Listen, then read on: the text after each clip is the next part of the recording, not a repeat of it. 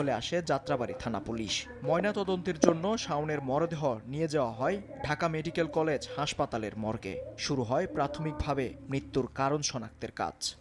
আমরা তখন অফিসে কাজ করছিলাম মধ্যরাত 2:30টার দিকে। তখন 999-এ সংবাদ আসে যে, টেলিফোন আসে যে মীর হাজিরবাগে একজন ওই যে রক্তাক্ত মৃতদেহ, একটা লোকের রক্তাক্ত মৃতদেহ পড়ে আছে। যে অবস্থায় পড়েছিলেন সে তার বুকটা ছিল নিচের দিকে। তো পরবর্তীতে আমরা তাকে উল্টানোর পরে দেখি তার রক্ত, সারা শরীর দিয়ে রক্ত ওইখানে আশেপাশে রক্ত ছড়িয়ে ছিটিয়ে আছে। তো দেখার পরে আমরা সাথে সাথেই আমরা আমাদের অফিসার ইনচার্জ এবং অথরিটিকে জানানোর পরে তার ব্যবস্থা নিতে বলেন। এবং ওই সময় আমাদের সাথে আরও কয়েকটা পার্টি, আমাদের টিম পার্টি যোগদান করে। তো আমরা সম্মিলিতভাবে কয়েকটা টিম তখন কাজ শুরু করে দিই। এ ঘটনার পরদিন শাওনকে হত্যার অভিযোগ এনে যাত্রাবাড়ী থানায় মামলা দায়ের করেন ছোট ভাই শাহাদাত হোসেন। প্রাথমিক